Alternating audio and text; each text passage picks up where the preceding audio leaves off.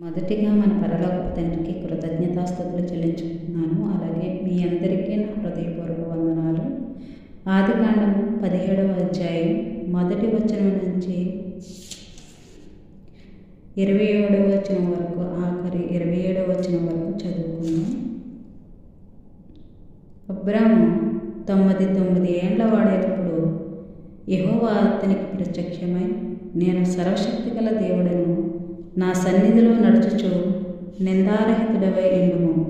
నాకును నీకును మధ్య నా నిబంధనను నియమించి నిన్ను అత్యధికంగా అభివృద్ధి పొందించదనని అతనితో చెప్పెను.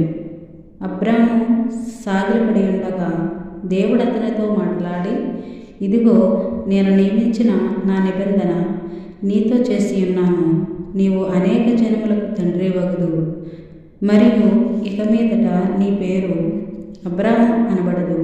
నిన్ను అనేక జనములకు తండ్రిగా నియమించితిని కనుక నీ పేరు అబ్రహాము అనబడును.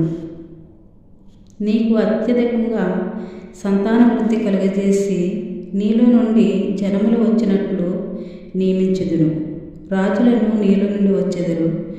నేను నీకును నీ తర్వాత నీ సంతానమునకును దేవుడనై ఉండినట్లు నాకును నీకును నీ తర్వాత వారి తరములలో నీ సంతతికి మధ్య నా నిబంధనను నిత్య నిబంధనగా స్థిరపరచెదను. నీకును నీ తరువాత నీ సంతతికి నీవు పరదేశివై ఉన్న దేశమును అనగా కానాను దేశమంతటిని నిత్య స్వాస్థ్యంగా ఇచ్చి వారికి దేవుడినై ఇందునని అతనితో చెప్పెను. మరియు దేవుడు, నీవు మాత్రమే కాక నీ తరువాత వారి తరములలో నీ సంతతియు నా నిబంధనను గైకొనవలెను. నాకును నీకును నీ తరువాత నీ సంతతికి మధ్య మీరు గైకొనవలసిన నా నిబంధన ఏదనగా, మీలో ప్రతి మగవాడును సున్నతి పొందవలెను. మీరు మీ గోప్యాంగ చర్మమున సున్నతి పొందవలెను. అది నాకు నీకు మధ్యనున్న నిబంధనకు సూచనగా ఉండును. 8 దినముల వయసు గలవాడు అనగా నీ ఇంట పుట్టినవాడనైనను, నీ సంతానం కాని అన్యుని యొద్ద వెండితో కొనబడిన వాడనైనను, మీ తరములలో ప్రతి మగవాడు మీలో సున్నతి పొందవలెను. మీ ఇంట పుట్టినవాడును నీ వెండితో కొనబడిన వాడును తప్పగా సున్నతి పొందవలెను. అప్పుడు నా నిబంధన మీ శరీరమందు నిత్య నిబంధనగా ఉండును. సున్నతి పొందని మగవాడు అనగా ఎవని గోప్యాంగ చర్మమున సున్నతి చేయబడదో అట్టివాడు తన జనములలో నుండి కొట్టివేయబడును. వాడు నా నిబంధనను మీరి ఉన్నాడని అబ్రహాముతో చెప్పెను. మరియు దేవుడు, నీ భార్య అయిన సారాయి పేరు సారాయి అనవద్దు, ఏలైనగా ఆమె పేరు సారా. నేనామెను ఆశీర్వదించి ఆమె వలన నీకు కుమారుని కలుగజేసేదను. నేనామెను ఆశీర్వదించేదను. ఆమె జనములకు తల్లి అయి ఉండును. జనముల రాజులు ఆమె వలన కలుగుదురని అబ్రహాముతో చెప్పెను.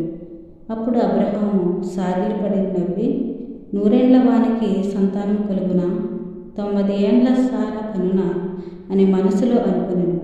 అబ్రహాము, ఇస్మాయేలు నీ సన్నిధిని బ్రతుక అనుగ్రహించుము అని దేవునితో చెప్పగా, దేవుడు, నీ భార్య అయిన సారా నిశ్చయముగా నీవు కుమారుని కనును. నీవతనికి ఇస్సాకు అని పేరు పెట్టెదవు. అతని తరువాత అతని సంతానము కొరకు నిత్య నిబంధనగా నా నిబంధనను అతనితో స్థిరపరచెదను. ఇస్మాయిలును గూర్చి నీవు చేసిన మనవే నేను వింటిని. ఇదిగో నేను అతనిని ఆశీర్వదించి అతనికి సంతానాభివృద్ధి కలుగజేసి అత్యధికంగా అతని విస్తరింపచేసేదను. అతడు 12 మంది రాజులను కనును. అతనిని గొప్ప జనముగా చేసేదను. అయితే వచ్చు సంవత్సరము ఈ కాలమందు సారా నీకు కనబోవు ఇస్సాకుతో నా నిబంధనను స్థిరపరచెదనని చెప్పాను. దేవుడు అబ్రహాముతో మాట్లాడుతూ చాలించిన తరువాత అతని యొద్ద నుండి పరమునకు వెళ్ళెను. అప్పుడు అబ్రహాము తన కుమారుడైన ఇస్మాయేలును తన ఇంట పుట్టిన వారినందరినీ, తన వెండితో కొనబడిన వారినందరినీ, అబ్రహాము ఇంటి మనుషులలో ప్రతి వారిని పట్టుకొని దేవుడు తనతో చెప్పిన ప్రకారము ఆ దినమందే వారి వారి గోప్యాంగ చర్మమున సున్నతి చేసెను. అబ్రహాము గోప్యాంగ చర్మము సున్నతి చేయబడినప్పుడు అతడు 99 ఏళ్లవాడు. అతని కుమారుడైన ఇస్మాయేలు గోప్యాంగ చర్మము సున్నతి చేయబడినప్పుడు అతడు 13 ఏళ్లవాడు.